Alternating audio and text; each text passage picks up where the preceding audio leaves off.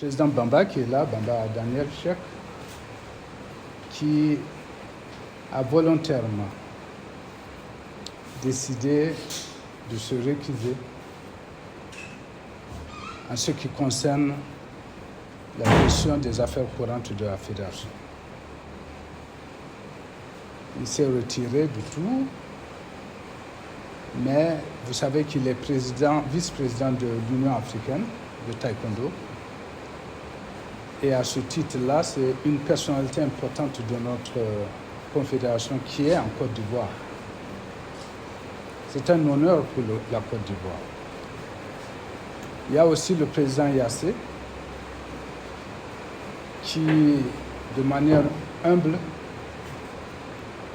a accepté certaines propositions que j'ai eu à lui faire, toujours dans le cadre de l'avancée de ce travail-là qui nous concerne tous en Côte d'Ivoire.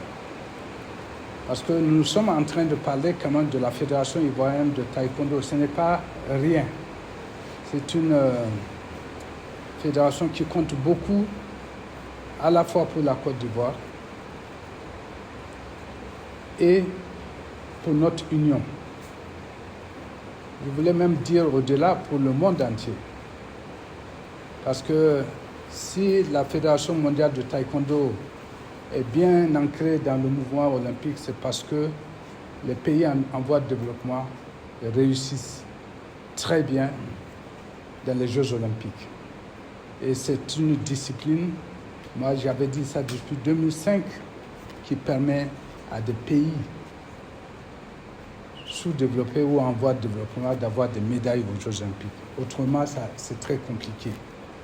Donc c'est une discipline, si elle est bien encadrée dans un pays, vraiment, elle peut facilement, et la Côte d'Ivoire l'a démontré.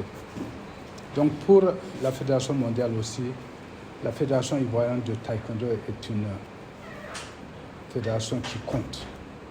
Grâce à la loi de 2014, je pense que nous allons refaire nos textes et faire en sorte que plus jamais une ingérence de quelque nature que ce soit ne vienne interférer dans la bonne marche et dans l'organisation des structures sportives. C'est cette ingérence qui nous a conduit à la situation actuelle. Mais ce que nous avons prévu il y a quelque temps, un mois, a pu évoluer.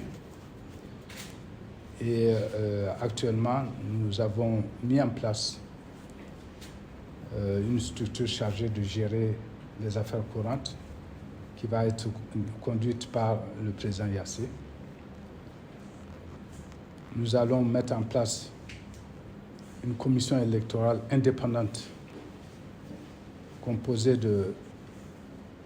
d'un magistrat à nommer, d'une personnalité du ministère en charge des sports et d'une personnalité du comité olympique de Côte d'Ivoire.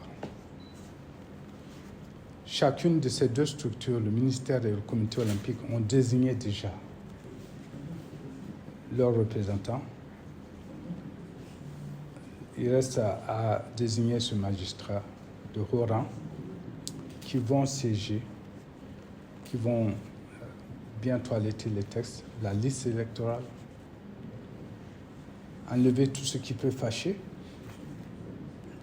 et faire des élections propres. Elles vont avoir lieu sous la conduite de cette commission électorale indépendante et sous la supervision de l'Union africaine de taekwondo.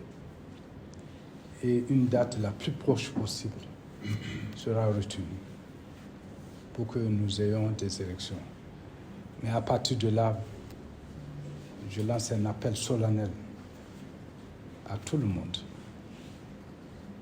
pour que nous puissions éviter à cette fédération phare ce qui pourrait être fâcheux. Vous savez, vous suivez mon regard, pour non seulement la Côte d'Ivoire, mais pour nous, l'Union africaine aussi, d'arriver à prendre certaines décisions qu'on ne souhaiterait pas prendre. Voilà, merci beaucoup.